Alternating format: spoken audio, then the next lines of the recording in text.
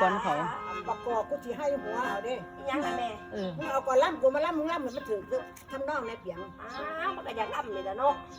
อยากล่ำกันล่ำมาถือทำนองกันล่ำโมเป็นก็ให้กูล่ำชีวิตกูกับแม่ต้องก็เป็นกู โอ้ขอโทษหลายๆสนะแม่เอ้ยก็พิษเป็นบ่ดิ พิษตัว ข้าหน่อยขอโทษนะข้าหน่อยละพิษ มานี่มายืนฟังกูสิบ้าให้ฟังบ้าให้มันเป็นบ้าให้มันถือทำนองกูสิบ้าให้ฟังมึงอยู่ที่นั่นกูนี่ ข้าหน่อยจะยืดฟังเรากันนะ ฟังมันแล้วมาแล้วแม่ทำร่างขึ้นจังเวียนนั่งมาแล้วมาในแนวหมอลำสาวหมอลำสาวบันตา ขันเช้าปันนี่เท่ากันเท่าปันปลายซ้ำไม่พอเหยียดทีหนึ่งอยู่บ่น้อง มึงจะว่ากูเป็นสาวนักเรียนนั่นเอง ปลายจะพ่อเท่าปันปลายจะคืนแห้งอยู่อ่ะ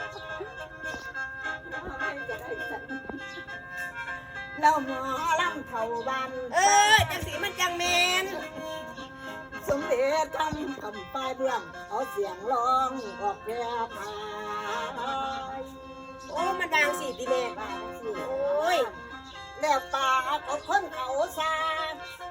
ว่าสังเวียนน้องนี่ง่ายไปไทยไม่เลี้ยวไรป่า ไปไหนได้ละแม่บัด เอาภาษาที่คือโอ้ก็ได้ไปใส่ เขาซาดิมันเป็นไปอีหลี ก็ได้มาหัวสร้างเข้าสูงน้องตา ว่าลำย้อนจัดตัวนี้เขาสู้วงเลยนะ เขาซาเนี่ย โอ้เขาอีกแล้ว เขาซาว่ากูไปเที่ยวที่นั่นแหละ โอ้ผมไม่ได้ว่าแม่นหมอลำย้อนจัดคือเบิ่นว่าไป ก็ เขา ได้ สู้ ไป วงเลยนะ กูก็ได้ไปเขาซา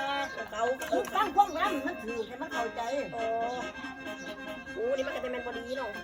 แล้วไปหาลำหน้าเล่บ่เอาดีน้อยจากบอนหาลำสิ่งลำก่อนผู้บ้านคนกับทำบ้านว่าลาผู้เฒ่าบับพองกัน ก็หาอย่างบางคนดอกก็สิว่าเจ้าเฒ่าอยู่แม่เดียวนี่ โอ้ยกระไดเนาะ หาอย่างข่อยก็สิว่าเฒ่ากันแหละก็เบิ่นว่า แล้วกันนำมาหากินบ่ได้เลือกดอกท่านในต้องอ่านประมาณโคนงามสามัญชนคือหมอลำต้องแต่งน้ำ โอ้ยบ่ไปแกงเด้ข่อยจะให้ซื้อก็จักสิเอาบ่เอาดิเดี๋ยวเฒ่าบ่แห้งดอก ถูกๆข้างมาลำเลยผมก็ได้ให้มึงแต่งเอาไปเป็นแล้วคืนนี่เลย โอ้ กูนี่แม่สิแต่งให้ความนั่งความเบาให้เพิ่นฟังนั่นแหละ โอ้กะว่าจังซั่นเนี่ยเขาก็ฟังบ่ทันจบเนาะ แล้วแต่คนทางคนด้านมันทำนานคนละแย่ฟังคัก เอาจริงๆแยงหูฟังแล้วค่ะ เป็น แม่ เฒ่าแก่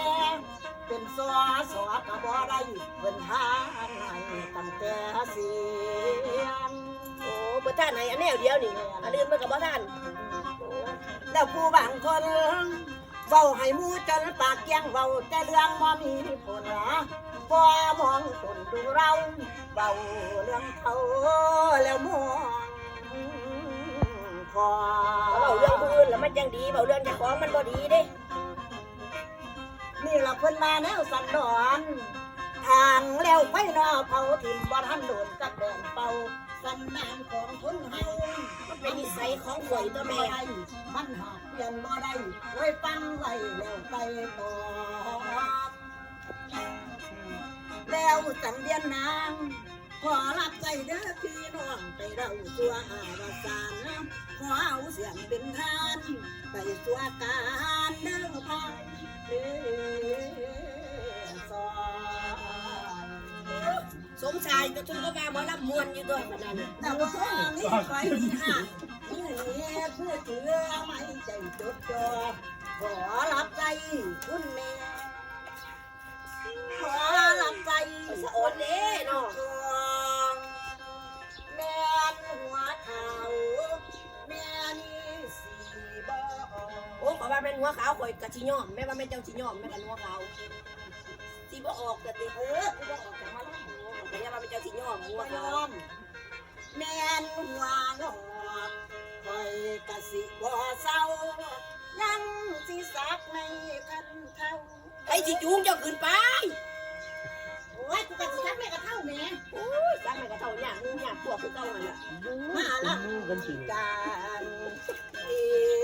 ดุงโอ้ยเด้อนวงโอ้ยนาโอ้ยน้อง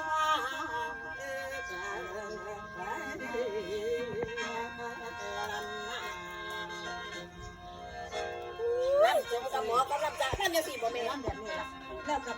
ไม่คิดว่ามันสิได้ จักแล้วปัญญาเลยจูโอ้ เป็นเอาไว้สูง อรุณมาข้างก็คือถามบ่แม่ ว่าจะมีผู้จ้างโอ้ยมึงหาโหลดหาเจ้าภาพมาจ้างกูเลย โอ้ยสมกับว่าหมอลำมวนเด้อคนนั้น จื้อไปเด้อบัด เดี๋ยวก็จื้อๆดอกแม่ได้ก็บอกสมองก่อน จื้อทำนองไว้นี่ก็กลัวได้กลัวว่ามันเสียก่อนน้ำกู โอ้ยขอโทษหลายๆแต่นะแม่ขน่อยลำผิด